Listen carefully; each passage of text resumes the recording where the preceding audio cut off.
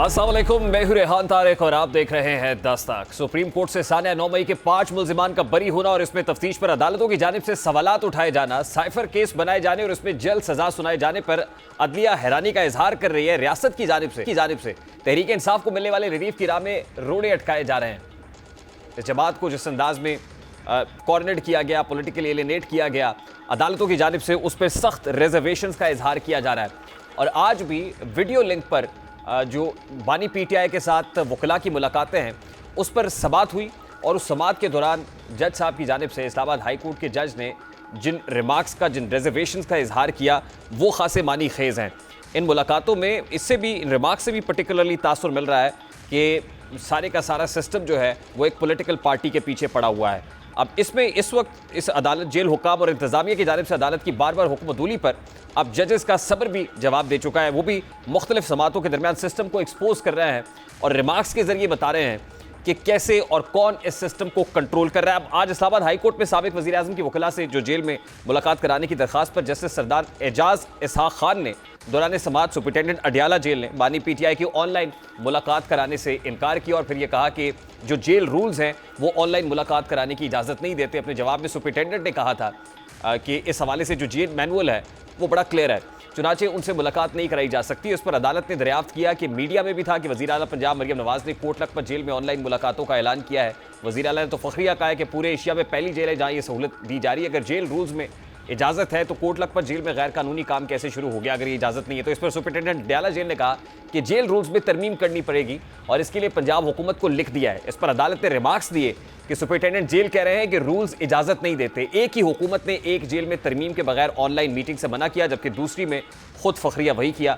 अदालती मुआविन ज़ैनब जंजुआ ने अदालत को आगाह किया कि सुपरिटेंडेंट अडियाला जेल का मौक़िफ़ पंजाब हुकूमत के मौक़िफ़ से मुतज़ाद नहीं होना चाहिए, वो उनके मातहत अफसर हैं। पीटीआई के वकील शेर अफजल मरवत ने कहा कि कोट लखपत में फखरिया ऐलान किया गया लेकिन यहाँ अदालत से छुपन छुपाई खेल रहे हैं। शेर अफजल मरवत ने बताया कि हमें अडियाला जेल से 1.5 किलोमीटर पहले रोककर पैदल भेजा जाता है। सरदार एजाज इसहाक ने रिमार्क्स दिए कि हम लोग भी यहाँ बैठकर ड्रामा ही कर रहे हैं। सबको पता है कि ये सब क्या हो रहा है। जहाँ से जेल हुक्काम को ऑर्डर्स आ रहे हैं वहाँ से आना रुक जाए तो ये सब खत्म हो जाएगा। मुल्क में 200 सीनियर सिविल अफसर गैर कानूनी हुक्म मानने से इनकार कर दें तो निज़ाम ठीक हो जाएगा। 200 अफसर एक साथ ये कर लें तो ये सिलसिला रुक जाएगा। शेर अफजल मरवत ने कहा कि अदालत अगर 200 सिविल सर्वेंट्स को जेल भेज दे तो भी बेहतरी हो सकती है। इस पर जस्टिस सरदार एजाज इसहाक खान का कहना था कि एक जगह लिखा हुआ कागज़ है और दूसरी जगह उसके सर पर बंदूक है, दूसरी तरफ उसके घर वालों और उसके करियर को खतरा है। जब तक 200-300 एक नज़रिए के लिए कुर्बानी नहीं देंगे ये ऐसे ही रहेगा। हम क्यों यहाँ बैठकर दिखावा कर रहे हैं। बाद में जस्टिस सरदार एजाज इसहाक खान ने रिमार्क्स दिए कि एडवोकेट जनरल आइंदा समाअत पर अपनी वाज़ेह पोजीशन लें। इस मौके पर सुपरिटेंडेंट अडियाला जेल ने बताया कि थ्रेट अलर्ट्स की वजह से 12 मार्च से मुलाकातें नहीं कराई जा रही हैं। अडियाला के अलावा 3 दीगर जेलों में भी मुलाकातों पर पाबंदी लगाई गई है और अदालत ने दरियाफ्त किया कि आपको जेल में ज़्यादा खतरा है। कल परसों इतना बड़ा मार्च होने जा रहा है उसको थ्रेट नहीं है, कल हज़ारों लोग सड़कों पर होंगे, जहाज़ उड़ेंगे, उनको थ्रेट नहीं है। इस बात में मुझे नेक नियति दिखाई नहीं देती है कि वहाँ थ्रेट है और यहाँ नहीं होगा। इस पर स्टेट काउंसिल अब्दुल रहमान ने कहा कि कोट लखपत की पेशरफ्त के बाद अब हम नई हिदायत लेंगे। बादशाह अदालत ने केस की समाअत 29 मार्च तक के लिए मुलतवी कर दी है। आज अदालती समाअत के बाद शेर अफजल मरवत ने मीडिया से बात की। वो क्या कह रहे थे जरा उसकी एक झलक आपके सामने रखता है। साहब के अहकामात को भी कोई जरूरत नहीं करता था। अब तो हाई कोर्ट और सुप्रीम कोर्ट के अहकामात की पामाली जो है वो रोजमर्रा का मामूल बन गई है। 200 सिविल सर्वेंट अगर ये मुतफिका तौर पे हल्फन ये इकरार कर लें कि अब हमने किसी गैर कानूनी हुक्म को न मानना है न उस पर अमल दरामद करना है तो शायद बहुत सारी चीज़ें ठीक हो जाएगी। सीनियर कानूनदान हामिद खान साहब का इस मौके पर क्या कहना था जरा वो भी आपके सामने रखना है। इस वक्त पाकिस्तान मुस्लिम लीग नून के सीनियर रहनुमा जावेद अब्बासी साहब हमारे साथ लाइन पर मौजूद है। अस्सलाम वालेकुम जावेद अब्बासी साहब, बहुत बहुत शुक्रिया आपके वक्त के लिए। सर सबसे पहले तो मेरा बड़ा सादा सा सवाल है, पाकिस्तान मुस्लिम लीग नून के साथ जो 2017-2018 में हुआ या पाकिस्तान मुस्लिम लीग नून ने फेस किया, क्या पाकिस्तान मुस्लिम लीग नून ने उससे कोई सबक नहीं सीखा? मेरा नहीं ख्याल कि हमने कोई सबक सीखा है।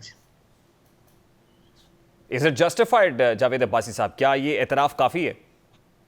जी मेरा सब इसी तरह चल रहा है मामला।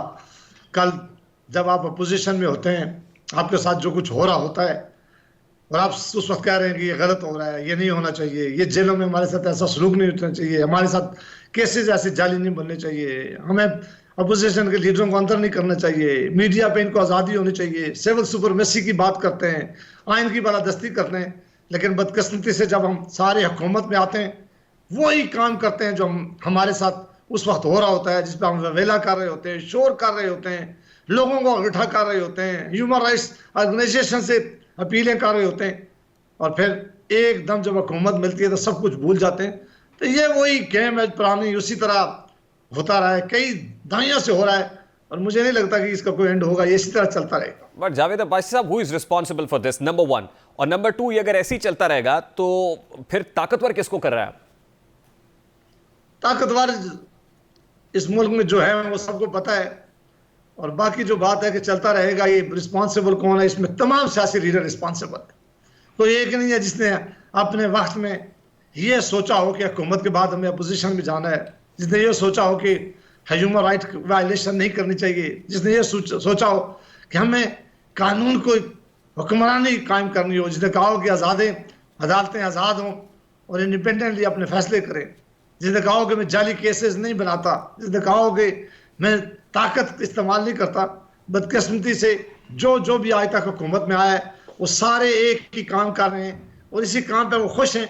यही काम यहाँ बिकता है, यही काम वो एक दूसरे को नीचा दिखाते हैं। इसीलिए तो मुल्क की आज ये हालत है कि हम कोई इकानमी की बात नहीं कर रहा, जो मुल्क के बड़े इशू है कोई बात नहीं कर रहा, जो इलेक्शन होते हैं वो रिग्ड होते हैं। आज दुनिया में ममालिक कहाँ पहुँच गए और बदकिस्मती से पाकिस्तान की अवाम किस तरह उड़ रही है। और फिर अदालतों का आप देखें किस तरह आज अदालतें किसी के खिलाफ फैसले देती हैं और कुछ ही दिन गुजरते हैं या हुकूमतें बदलती हैं, किस तरह फिर उनको इंसाफ मिलना शुरू हो जाता है। ये बड़ी बदकिस्मती है, ये बहुत ही अनफॉर्चुनेट है, पर इस मुल्क में ऐसा हो रहा है और मुझे लगता है कि शायद ऐसा ही हमारी किस्मत और होता रहेगा। जावेद अब्बासी साहब, देखिए, पाकिस्तान तहरीक इंसाफ की पॉलिटिकल इमेच्योरिटी की तो हम बहुत बात करते रहे हैं कि वो शायद पॉलिटिकली इतने मेच्योर नहीं है। जब सियासी जमातों मतलब सजाएं होती है, लीडर्स अंदर होते हैं, वर्कर्स को फैंटी लगती है, तो over the period of time आप मेच्योर होते हैं, संभलते हैं, आप सीखते हैं, आप ज़र्फ पैदा करते हैं, ज़्यादा कुशादा दिली शो करते हैं। चलिए, पीटीआई के हाथ तो ये सब कुछ है, लेकिन वो पॉलिटिकल पार्टीज जो साला साल सियासत में करती रही हैं, हुकूमतों के अंदर रही हैं, तमाम ऊंच नीच देखे हैं, अगर उनकी तरफ से ये हो रहा है तो फिर कुछ तो है जिसकी पर्दादारी है। किसी ने तो मजबूर किया है कि वो अपने उसूली स्टांस को तब्दील कर दे, मौक़िफ़ को बिल्कुल यकसर बदल के रख दे। और अगर नून लीग के अंदर ये हुआ है तो नून लीग में ये करने का रिस्पॉन्सिबल कौन है? मैंने बस जो बात कहनी थी आपको कह दिया जी। पिछला सवाल मेरा ख्याल है इस सिक्युलरिटी में, और मैं क्या कहूँगी, सारे सियासी लीडर्स इसमें रिस्पॉन्सिबल हैं, सारी जमातें जो आजकल हुकूमत में रही हैं रिस्पॉन्सिबल हैं। किसी ने माजी से कोई सबक नहीं सीखा। क्योंकि हमारे यहाँ बदकिस्मती है कि दुनिया में हुक्मरान भी गलतियां करते हैं, पार्टीज के लोग भी गलतियां करते हैं, अपोजिशन में बैठे हुए भी गलती करते हैं, लेकिन वो अपनी गलती से सबक सीखते हैं और आगे चलते हैं। ये वही ट्राइड एंड वही फार्मूला है जो कई दफा बिल्कुल time and again tested and tried है। बिल्कुल सही कह रहे हैं, लेकिन मैं इसलिए आपसे पूछ रहा हूँ ना सर कि आज जावेद लतीफ़ हों, आप हों, शायद खाकान अब्बासी हों, और बहुत सारे ऐसे लोग हैं जो खुश नहीं, इवन राना सनाउल्लाह साहब, इवन ख्वाजा साद रफ़ीक साहब, ये कुछ ऐसी वॉइसेस हैं जो कम से कम बरमला इस चीज़ का एतराफ़ कर रहे हैं कि गलतियां हो रही हैं और गलतियां हम कर रहे हैं। लेकिन अभी भी बहुत सारे ऐसे लोग हैं जो फ्रंट लाइन पे खड़े हुए हैं पाकिस्तान मुस्लिम लीग नून के अंदर और इसको आके जस्टिफाई कर रहे हैं, इस ज़र्फ़ का मुज़ाहरा नहीं कर रहे हैं। तो क्या डिवाइड है किसी जगह पर, हाउस इन ऑर्डर नहीं है? नहीं, अपना अपना पॉइंट ऑफ व्यू है। जो लोग पॉइंट ऑफ व्यू बहादुरी से एक्सप्रेस करते हैं उसकी कीमत है, वो रेडी है प्राइस पे करने के लिए। जमाता के अंदर अब गुलामी रह गई है, गुलामी में काम करना होता है, हुक्म आता है कि आपने ऐसा करना, और वो जो बेचारे लाइन पर होते हैं उन्हें बहुत सारे लोगों को ये बजावरी करनी पड़ती है। बहुत सारे लोग कहते हैं नहीं जी आप मेहरबानी करें, ये तरीका ठीक नहीं है, ये तरीका कार ठीक नहीं है। कल जिसको हम टीवी प्रोग्रामों में बैठ के हम कहते थे कि ये गलत है, ये हमारे ऊपर जो केसेस बनाए जा रहे हैं ये गलत है, जो जेल में हमारे साथ सलूक हो रहा है वो गलत है, जो पुलिस हमारे साथ आज कर रही है ये गलत है, जो हमें इंसाफ नहीं मिल रहा है ये गलत है, जो नैब हमारे पीछे पड़ी हुई है ये गलत है, जो स्टेब्लिशमेंट हमारे साथ कर रही है ये गलत है।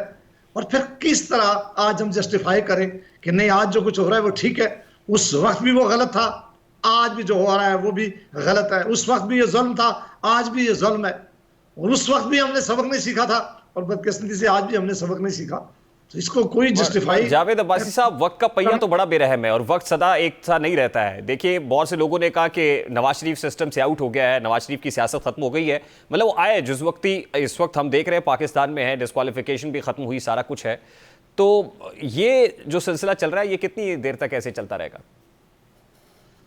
मेरी नजर में तो जो कमजोर हुक्मरानी होती है, जिसमें आप डिलीवर नहीं कर सकते, जिसमें आप के लिए मुश्किल होता है कि लोगों को उनकी असल जो मसाइल उनकी तरफ से तवज्जो हटाने के लिए फिर आप ऐसे काम करते हैं, ताकि मीडिया भी रात को इन्हीं मामलात पर बात करे, लोग भी इन्हीं मामलात पर बात करें, अदालतें भी उसी तरफ सारा सारा दिन वो उन इशू पर जो इस कौम के इशू नहीं है उस पर सारा सारा सुप्रीम कोर्ट में देख लें कैसे कैसे चल रहे हैं। यही अदालतों का भी हाल है, बदकिस्मती से यही सियासी जमातों ने भी तवज्जो उधर दी हुई है।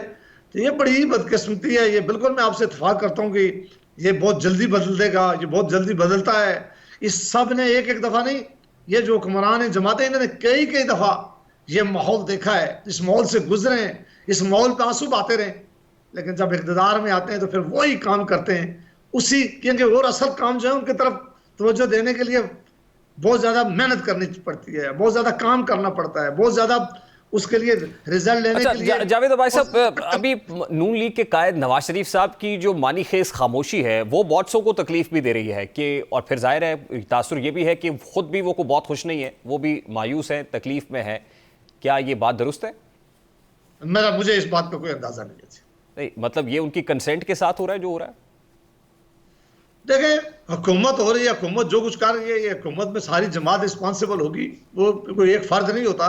जो हुकूमत में अगर ठीक होगा तो सारे क्रेडिट भी लेते हैं, और अगर कोई गलत हो रहा है तो उसका इल्जाम भी सब पे आएगा और उसकी जवाबदेही भी सबको होनी भी चाहिए और होगी भी। मैं असल में आपसे ये जानना चाहता हूं सर कि ये जो हुआ है, ये जिस तरीके से अरेंजमेंट बना है अभी, जो हुकूमत का इस वक्त ढांचा नजर आ रहा है, क्या ये ऑलरेडी तय था या ये इतना अचानक से हुआ है कि नवाज शरीफ को भी अंदाजा नहीं था? ये मेरे पास कोई इन्फॉर्मेशन नहीं है, लेकिन जो चीजें अभी अनफोल्ड हो रही हैं, लगता है कि कहीं ना कहीं ये चीजें मेरा ख्याल तय थी कि किन लोगों ने इक़्तिदार में आना है, तय थी कि किन लोगों ने वजीर होना है, तय थी कि किन लोगों को पहले मशीर बनाया जाएगा, फिर सेनेटर बनाया जाएगा, फिर उनको लाया जाएगा, तय था कौन शायद वजीर आज़म होगा। तो मेरा ख्याल है पाकिस्तान में होता इसी तरह रहा है, आज तक तो तजर्बा इसी तरह रहा है कि चीज़ें कहीं ना कहीं तय हो जाती हैं और बात आने वाले इवेंट्स जो हैं उस पर पता चलता है कि हो ये तो पहले से था। तो मेरा बड़ा सादा सा सवाल है जावेद अब्बासी साहब कि फिर इसका बेनिफिशियरी कौन है? देखिए, हर किसी सिचुएशन का कोई ना कोई बेनिफिशियरी होता है, कोई ना कोई लूजर होता है। इस सिचुएशन में बेनिफिशियरी कौन नजर आ रहा है आपको? देखिए, ये तो वक्त ही बताएगा कि इसका बेनिफिशियरी कौन है। हाँ, नुकसान का मैं बता सकता हूँ कि इसका सारा नुकसान जो हो रहा है, ये सारा जो ज्यादती होगी, ये पाकिस्तान की आवाम जो है वो पिस रही है, जो आज महंगाई के हाथों पिस रही है, जो बिलों के हाथों पिस रही है, जो बिजली और गैस के बिल अदा नहीं कर सकते, जो अपने बच्चों के फीस नहीं दे सकते, जो अदालतों में 30-30 सालों से लोगों के केस लटक रहे हैं, उन्हें इंसाफ नहीं मिल रहा, जो पुलिस के पास इंसाफ ले नहीं सकते, पुलिस जालिमों की तरह उनके साथ पेश है, जो अस्पतालों में बुरा हाल है, वो मरीज रुल रहे हैं, जो सरकारी स्कूलों का हाल है। इस सारी जो गेम है, इस सारी में सिर्फ इस मुल्क के लोग जो हैं वो रुल रहे हैं, मुल्क के लोग जो हैं नाउमीद हो रहे हैं, इस मुल्क का नौजवान मुल्क से भाग रहा है, इस मुल्क की इकानमी रोज बरोज कमजोर हो रही है, इस मुल्क के इंस्टीट्यूशन बुरी तरह डिलीवर करने में नाकाम हो रहे हैं। बस ये एक बदकिस्मती जरूर है। बेनिफिशरी कौन है ये वक्त बताएगा। लास्टली सर, ये जो डिसेंटिंग वॉइसेस हैं पाकिस्तान मुस्लिम लीग नून के अंदर, इंक्लूडिंग यू, क्या कोई फॉरवर्ड ब्लॉक है? आई मीन कोई नई पॉलिटिकल पार्टी बन रही है? ये क्या होने जा रहा है? What have you decided now? नहीं, हमने कहा कि ये जमहूरी है, ये पार्टियों को बर्दाश्त करना चाहिए, पार्टियों को दिल बड़ा करना चाहिए, पार्टीज के अंदर ऐसे लोग रहने चाहिए। बदकिस्मती हो गई है कि आज जिस जगह पाकिस्तान के लोग पहुंच गए और जासी जमातें पहुंच गई हैं और जो पाकिस्तान का माहौल है उसमें बादशाहियत और गुलामी हो गई है पार्टियों के अंदर, और पार्टियों के अंदर बोलने की जो स्पेस था वो खत्म कर दिया गया है। बोलने की जो बोलता है उसको कहते हैं ये प्राइस पे करेगा, जो बोलता है। बट जावेद अब्बासी साहब, this isn't happened for the first time ना सर। सर ये पहली बार तो नहीं हुआ। जावेद हाशमी के साथ क्या हुआ, चौधरी निसार के साथ क्या हुआ था आपकी पार्टी के अंदर? मैं ऐसे बहुत सारे फेसेस हैं, दर्जनों हैं जो मैं गिनवा सकता हूँ। SM जफर साहब के साथ क्या हुआ, बहुत सारे ऐसे लोग हैं। तो फिर मुझे बताइए कि सर कि this isn't happened for the first time ना, कि आपकी पार्टी ने सीखा हो, या आप कह रहे हो तो सीख जाएंगे? आपने मेरी बात की तायद की है। मैं यही कह रहा हूँ कि लोग आवाज उठाते हैं, ये जरूरतमंद लोग होते हैं जो बड़ी जरूरत का मुजाहरा करते हैं, ये नताइज की परवाह नहीं करते, ये गुलामी कबूल नहीं करते, ये आवाज बुलंद करते हैं सियासी जमातों के अंदर, नाइंसाफी के खिलाफ आवाज बुलंद करते हैं, बादशाहियत के खिलाफ आवाज बुलंद करते हैं, कोई ह्यूमन राइट्स की वायलेशन हो रही है तो उसके खिलाफ आवाज बुलंद करते हैं, आइन की अगर कहीं वायलेशन हो रही है तो ये लोग आवाज बुलंद करते हैं। ये थोड़े लोग होते हैं लेकिन ये करते रहेंगे, ये करना चाहिए। सियासी जमातों में तब भी सबक सीखेगा, वरना सियासी जमातों ने तब अपना बादशाहियत काम कर लिया, खानदान बैठ के फैसला करते हैं। आर यू रेडी टू पे द कॉस्ट? हम फैसला करेंगे, बिल्कुल। हम कहते हैं कि हम सबको, अगर जमहूरियत सियासी जमातों के अंदर नहीं होगी, अगर जमहूरी असूल हम सियासी जमातों में नहीं अपनाएंगे, अगर हम सच के साथ खड़े नहीं होंगे, हम हक की आवाज़ नहीं उठाएंगे पार्लिमान के अंदर भी और पार्लिमान के बाहर भी, तो इसका मतलब है कि फिर हम गुलामी कबूल करेंगे। हमें गुलामी नहीं कबूल करनी चाहिए। जमहूरियत यही सिखाती है कि आप हक के साथ खड़े हो, आप सच्चाई से बात करें, आप जिसको ठीक समझो उसे ठीक कहें, जिसे गलत समझो उसे गलत कहें। और सियासी जमातों और सियासी लीडरों को ये बात बर्दाश्त करनी चाहिए, तभी तो सियासी वर्कर और सियासी जमातों के लीडर्स के दरमियान एक रिश्ता कायम है। लेकिन ये रिश्ता अगर हाका और गुलाम का रिश्ता कायम करने जमातें शुरू हो गई हैं, हम किसी गुलामी में, मैं कम अज़ कम अपने आप को इन गुलामों में की सफ में अपने आप को खड़ा करने के लिए कतई तौर पर तैयार नहीं। बहुत बहुत शुक्रिया जावेद अब्बासी साहब आपके वक्त के लिए। पाकिस्तान मुस्लिम लीग नून के सीनियर रहनुमा सेनेटर जब हमारे साथ मौजूद थे, गुफ्तगू आपने सुनी। डिसेंटिंग वॉइसेस हैं पाकिस्तान मुस्लिम लीग नून के अंदर, he is one of those dissenting voices, और वो कह रहे हैं कि वो गुलामी कबूल करने के लिए तैयार नहीं। लेकिन पाकिस्तान मुस्लिम लीग नून में ऐसी बहुत सारी आवाज़ें उठी, ऐसे बहुत सारे सर उठे, लेकिन फिर वो सर झुका दिए गए, अलहदा कर दिए गए। अब इनका मुकद्दर क्या होगा, ज़ाहिर है वो भी नविश्ता दीवार है।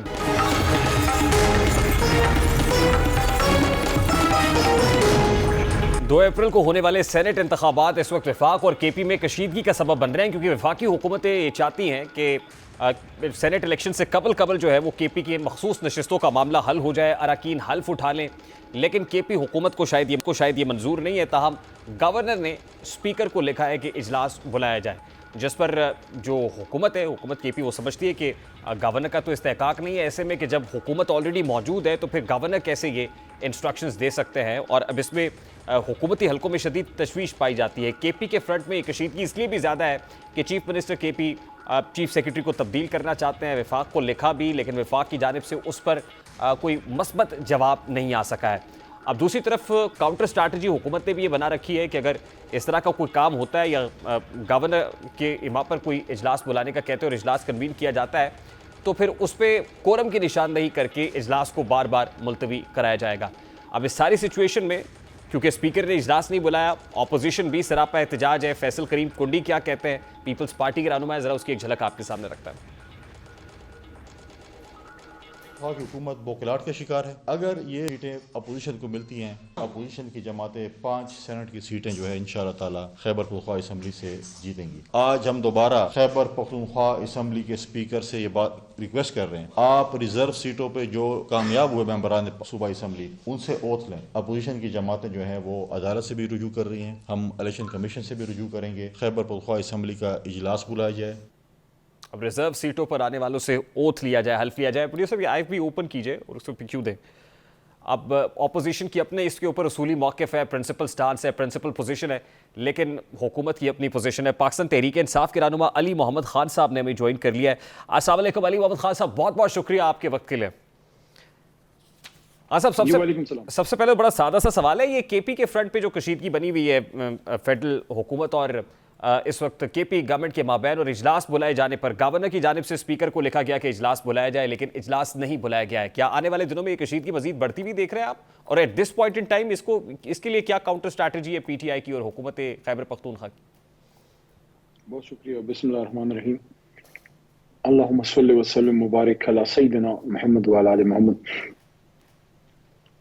गवर्नर साहब का इस्तेहकाक तो नहीं है इस तरह से इजलास बुलाने का। एक सूरत में वो होता है कि अगर रिक्विजिशन बुलानी है अपोजिशन ने, मिनिमम कम से कम तादाद मेंबरान की चाहिए होती है, जो एक रिक्वायरमेंट होती है। मेरे ख्याल में खैबर पख्तूनख्वा में शायद 40 से कम है, 37 है, तो मेरे ख्याल में 17 मेंबरान ने शायद दस्तखत किए हैं, तो वो तो कम है। जो उसकी कानूनी ज़रूरत है, आईनी जो उसमें सुकम है, वो तो उससे शायद कवर नहीं होता।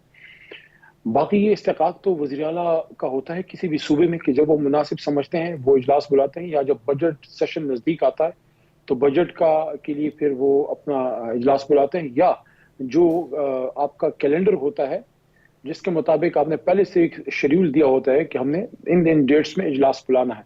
उसके अलावा अगर कोई स्पेशल ओकेजन है तो वो तो फिर इस्तेकाक तो वज़ीर आला का ही है। नहीं, लेकिन अभी स्ट्रैटेजी लग रही है ना कि 2 अप्रैल से पहले पहले मखसूस नशिस्तों पर हल्फ ना उठाया जाए, ना लिया जाए। दीगर सूबों के अंदर, इवन वफाक के अंदर मखसूस नशिस्तों पे हल्फ हो गया, मैटर अपनी जगह पे, पेशावर हाई कोर्ट का डिसीजन भी आ गया। तो क्या ये स्ट्रैटेजी है कि तब तक हल्फ ना लिया जाए जब तक 2 अप्रैल का सेनेट इंतखाब नहीं हो जाता? देखिए, किसी एक चीज से नफी करना तो शायद मुनासिब नहीं है कि शायद इसी वजह से जो है इजलास बुलाया जाए या ना बुलाया जाए। ये भी अलबत्ता एक सवालिया निशान होगा कि तहरीक इंसाफ की सीटें, अगर आप रिजर्व सीट्स खवातीन की और अक़लियत की हुकूमती बेंचों में देते हैं, मरकज़ में या अपोजिशन में, खैबर पख्तूनख्वा में, तो वहाँ बहुत बड़ा सवाल ये पैदा होगा कि आइन के मुताबिक आपने प्रोपोर्शनल रिप्रेजेंटेशन देनी होती है, तो किसी जमात को उसकी प्रोपोर्शन से ना आप कम दे सकते हैं ना ज्यादा। तहरीक इंसाफ को इस पे से, या Sunni Ittehad council for that matter को एक साइड पे अगर आप रख लें, तो जितनी सीटें बनती हैं अपोजिशन की, वहां पे मुस्लिम लीग नून भी है, पीपल्स पार्टी भी है, जमीयत भी है, तो वो उस वक्त उधर तक तो आप दे सकते हैं। लेकिन उससे ज्यादा अगर आप देंगे तो एक तो आइन की खिलाफ वर्जी होगी, दूसरा किसी और जमात की सीटें आप दे नहीं सकते।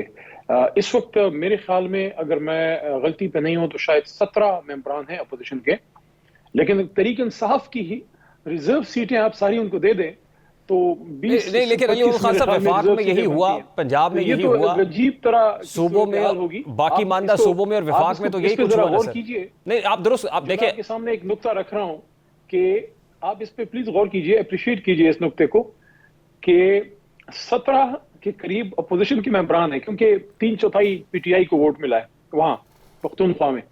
अच्छा, 17 के करीब अपोजिशन के अगर मेंबरान हैं और आप उनको रिजर्व सीटें 25, 26, 27 दे दें, कोई समझ में आने वाली बात है? ये बिल्कुल दुरुस्त बात है, लेकिन मैं ये अर्ज कर रहा हूं सर कि वफाक में भी ऐसा ही हुआ, मोर और लेस सीटें बांट दी गई, गलत हुआ ना? दीगर सूबों में दुरुस्त फरमा रहे हैं। तो केपी की सतह पे आप पाकिस्तान तहरीक इंसाफ ने ये सोच लिया कि रेजिस्ट करना है? देखिए, एक इस्तेहकाक है वज़ीर आला खैबर पख्तूनख्वा का कि जब वो मुनासिब समझेंगे, या तो कोई ऐसी आईनी जरूरत आ जाए सामने, जैसे नहीं तो सेनेट इलेक्शन मुतासर नहीं होगा अली मोहम्मद खान साहब से? देखिए, सेनेट का तो इस वक्त आपका उस तरह से कोरम पूरा ही नहीं है, क्योंकि जिस जमात की सीटें आपने देनी थी वो आपने इनको दी नहीं, और आइन की खिलाफ वर्जी करके आपने उसको अनप्रोपोर्शनली हुकूमती बेंचेस में डिस्ट्रीब्यूट कर दिया। बहुत ही गलत मैसेज गया है, क्योंकि 3 करोड़ के करीब वोट लेने वाली जमात एक तरफ खड़ी है, बाकी कोई 3-3.25 करोड़ की तरफ खड़े, उनको उनकी सीटें मिल गई, इनको एक सीट नहीं मिली और इनकी उठा के वहां तकसीम की जा रही हैं। तो इससे अगर आप इसको देखें ना, ये आर्जी तौर पे तो ये मामला चल रहे हैं, लेकिन इन द लॉन्ग रन पूरा आपका पॉलिटिकल लैंडस्केप इससे गंदा हो रहा है, और इससे हमारी जमहूरी साख भी मुतासिर हो रही है। और मुझे कहने दीजिए कि इस तरह की हरकत से हम पार्लियामान की उम्र भी कम कर रहे हैं।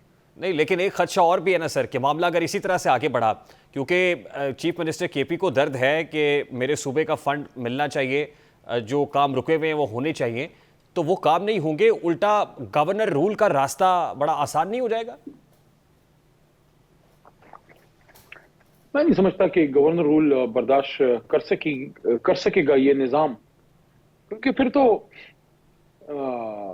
लाखों लोग अगर रोडों पे निकल आएंगे, फिर क्या करेंगे? मुल्क को हमने एनआरकी की तरफ लेके जाना है। पहले ही पूरी कौम की जेब से जो है वो उनका वोट निकाल लिया गया है। देखें, ये इख्तियार आपको या हम सबको, अवाम को, आईन पाकिस्तान देता है कि हमने 5 साल बाद या जब भी इलेक्शन हो, हमने उस वोट की पर्ची से फैसला करना है कि इस मुल्क पे हुकूमत में कौन बैठेगा। देखें, किसी से 1 लाख रुपए चुरा लिए, किसी की गाड़ी चुरा ली, किसी की जायदाद पे कब्जा कर लिया, किसी का कोई और डाका पड़ गया, वो एक मामूली चीज है। कौम का मैंडेट चुराना ये बहुत बड़ा डाका है, ये आईन पे डाका है, क्योंकि आपने कौम से वो हक़ इंतखाब ही छीन लिया जिसके मुताबिक वो 5 साल के लिए लोगों को बैठाएंगे। मतलब ये हुआ कि 25 करोड़ एक साइड पे कर दिए और बंद कमरों में कुछ लोग बैठ गए और उन्होंने सर जोड़ के फैसला किया कि यहाँ इधर, इसको इधर और उसको उधर, और ये फॉर्म 47 ये लो, जाओ खुशियां मनाओ। इस तरह से मुल्क देखिए इस वक्त आप सुप्रीम कोर्ट ऑफ पाकिस्तान के दर पे दस्तक दिए हुए हैं और आपने जुडिशल कमीशन बनाने की दरखास्त भी की है। What are you looking at and what are your expectations from the Supreme Court कि क्या करें वो, क्या किसको कहेंगे, प्रॉब किससे कराएंगे, इंक्वायरी कौन कर रहा होगा अल्टीमेटली, और फिर किससे सेटिस्फाइड होंगे आप? देखें, एक तो आपके सवाल की तरफ भी आता हूं, थोड़ा सा इब्तिदाइया रख दूं, उसके बाद इसका जवाब जरा वो मुदल्लल हो जाएगा। देखिए, अगस्त में, जुलाई के एंड में मैं जेल से निकला, कोई 78 दिन थे शायद। अगस्त के मिड में, सितंबर के शुरू में मैंने एक तजवीज़ दी थी उस वक्त के सदर मोहतरम आरिफ अलवी साहब को, और आप ही के बड़े भाई हैं, हमारे काबिल एहतराम हैं मोहतरम अहमद मीर साहब के प्रोग्राम में। मुझ नाचीज़ ने ये बात की कि मुझे ये लगता है कि अगर हमने आज़ाद शफाफ इलेक्शन के लिए अभी से ग्राउंड नहीं बनाया और अभी से हमने ग्राउंड वर्क ना किया, तो मैंने ये अर्ज किया था कि मुझे ये लग रहा है कि खुदा न खास्ता अगला इलेक्शन जब भी हो, क्योंकि आपको याद होगा उस वक्त तो इलेक्शन की डेट अभी नहीं आई थी, मैंने ये अर्ज किया था कि मुझे ये लगता है कि अगले इलेक्शन के बाद कोई ना कोई हमारी जमात या कोई ना कोई जमात रोडों पे होगी और वो हो गया। मैंने सिर्फ एक नुक्ता रखा था कि जितनी भी जमातें हैं, हर जमात के बड़े लीडर्स जो उसके चेयरमैन हैं या सदर हैं, जो भी है, जरदारी साहब पीपल्स पार्टी, मियाँ साहब नून लीग, एम एल वली ANP से, और एम एल वली खान, और जमात इस्लामी से सिराज साहब, राजुल हक साहब, मौलाना साहब, और ऑफ कोर्स इमरान खान साहब, तहरीक इंसाफ से शाह साहब, और मैंने ये भी साथ बात की थी कि एस्टेब्लिशमेंट के भी जिम्मेदार लोग बैठे पर एक नुक्ते पे कि हमने आज़ाद शफाफ इलेक्शन करना है, इसको इंश्योर करना है, जिसको भी मैंडेट मिले वो हुकूमत बनाए। और एक और चीज, आगे का थोड़ा सा फ्रेमवर्क भी डिसाइड हो जाए बड़े बड़े नुकात पे, और उसके बाद लोग जिसने हुकूमत करनी है हुकूमत करे, जिसकी अपोजिशन आती है अपोजिशन करे। मैंने कौमी हुकूमत की बात कभी नहीं की, बट सर अनफॉर्चुनेटली वो तो नहीं हो सका। अब तो क्राइसिस मैनेजमेंट है, अगर हो जाए तो। अब आज की बात करते हैं जी। अब ये मैं आपके प्रोग्राम से कोई घंटा पहले मैं कोर कमेटी से उठ के आया हूँ। कोर कमेटी में इस पे आज बड़ी तफसीली गुफ्तगू हुई है। जिस तरह आपने खुद अर्ज किया, एक तो हम सुप्रीम कोर्ट जा रहे हैं, कुछ हमारे पास डाटा कंप्लीट हो गया हुआ है, फॉर्म 45। एक तो डायरेक्ट सुप्रीम कोर्ट में हम पिटिशन करने जा रहे हैं और उन दरख्वास्त रखेंगे सामने कि वो इसकी इन्वेस्टिगेट करें। और दूसरी चीज, ट्राइब्यूनल में हमारे लोग गए हैं और कुछ में जो है वो जा रहे हैं। तो 178 हमारा हिसाब किताब है मरकज पे, कौमी पे, कि हमारी सीटें थी और 17 मुस्लिम लीग नून की। अब इन हालात में जब 17 सीटों वालों को आप ऊपर बिठा दें और 180 या 170 178 सीटों वालों को आप डिसएनफ्रेंचाइज कर दें, उनके लीडर को भी जेल में डाल लें, उनकी खवातीन की सीटें भी कब्जा कर लें, उनकी माइनॉरिटी यानी अकलियती सीटें भी कब्जा कर लें, निशान भी उनका छीन लें और उनको फिर कहें कि ये दहशतगर्दों के साथी हैं, फलाना है। आप मुझे बताएं, माजी में आखिरी जुमला माजी में हम कहते थे ना, ये बात हम खुद इस बात के सपोर्ट करते थे कि जो लोग बलूचिस्तान में हैं या जिन लोगों ने बंदूकें उठाई हैं, तो जो बंदूक रख के बात करना चाहते हैं उनसे बात करें, उनको मेन फ्रेम में लेके आए ताकि वो कौमी धारे में आए। यहाँ करोड़ों लोग हैं जो कह रहे हैं कि हम पाकिस्तान जिंदाबाद कहते हैं, हमारी जान हमारा सब कुछ अपने मुल्क पे कुर्बान है और हमने मैंडेट लिया है और हम इस मुल्क को आगे ले जाना चाहते हैं। वो कहते हैं नहीं, तुम दहशतगर्द हो। अच्छा अली मोहम्मद खान साहब, unfortunately I am running out of time sir. मुझे बार बार क्योंकि प्रोड्यूसर कह रहे ब्रेक पर जाना है, ब्रेक पे मुझे सर क्विकली सिर्फ ये बता दीजिए कि किससे सेटिस्फेक्शन होगी पीटीआई की? मतलब अगर जुडिशियल कमीशन होगा, इंक्वायरी तो किसी ना किसी इदारे ने करनी है ना। ये जो डिस्क्रिपेंसीज है, एलिजिड डिस्क्रिपेंसीज है, उसके ऊपर किसी ने तो इंक्वायरी करनी है। मुझे लास्ट लाइन में सिर्फ ये बता दीजिए कि कैसे कोर कमेटी ने क्या डिसाइड किया है कि क्या फ्रेमवर्क हो तो पीटीआई और कोर कमेटी सेटिस्फाइड होगी? देखिए, एन इलेक्शन से पहले हमसे बल्ला छीन लिया गया, इससे बड़ा जुल्म नहीं हो सकता था, लेकिन हमने सरे तस्लीम खम किया। हमने हमेशा अदालतों का एहतराम किया, लेकिन विद ऑल रिजर्वेशंस, जो भी हमें कोई अगर हैं, हमारे पास एक ही फोरम है, वो है हमारी अपनी मुल्क की जो सुप्रीम कोर्ट है। तो सुप्रीम कोर्ट पे ही हमें एतमाद है, हमें उधर ही से एक्सपेक्टेशन है। आपने कहा किस इदारे या किस से, एक ही इदारा है, अदालतें हैं, जुडिशरी है। और इसीलिए हमने, आपको शायद याद होगा कि मोहतरम काजी फाइज ईसा साहब को हमारे वकील ने ये दरखास्त भी की थी कि हमें आप पे एतमाद है, जुडिशरी पे, आप हमें आरुज जुडिशरी से दें। वहां से नहीं मिले, जो एग्जीक्यूटिव से मिल गए, आपने रिजल्ट देख लिया। पॉइंट टेकर अली मोहम्मद खान साहब, बिल्कुल ठीक सर। अब सर आई हैव टू, ज्यादा मुतनाज़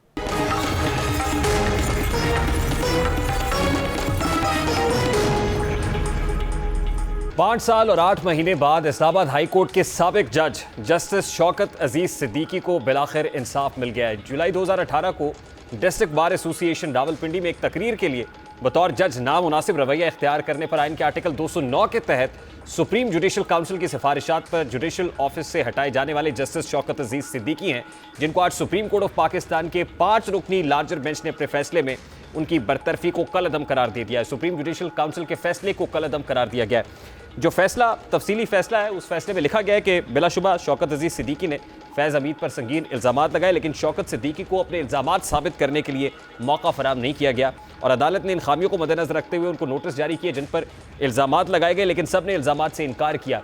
ये ज़रूरी था कि जुडिशल काउंसिल इल्ज़ामात की तहकीक करती कि कौन सच बोल रहा है, मगर शौकत अजीज़ सिद्दीकी को शफाफ ट्रायल के हक़ से महरूम रखा गया।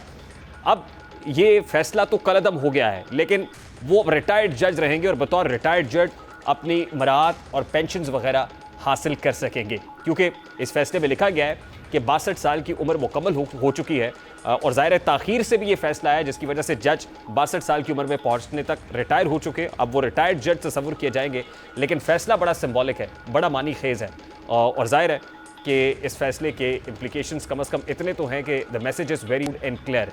लेकिन 5 साल 8 महीने तक जो शौकत अजीज़ सिद्दीकी अदालत के चक्कर लगाते रहे, उस वक्त chief justice of Pakistan Umar Ata Bandial के दर पर भी दस्तक देते रहे, अब उन 5 साल और 8 महीनों का हिसाब कौन देगा, ये सवाल अपनी जगह पर मौजूद रहेगा। प्रोग्राम का वक्त अपने इख्तिताम को पहुंचा, आपसे मुलाकात होगी इंशाल्लाह अगले हफ्ते। अपना रखिए ख्याल, अल्लाह हाफ़िज़।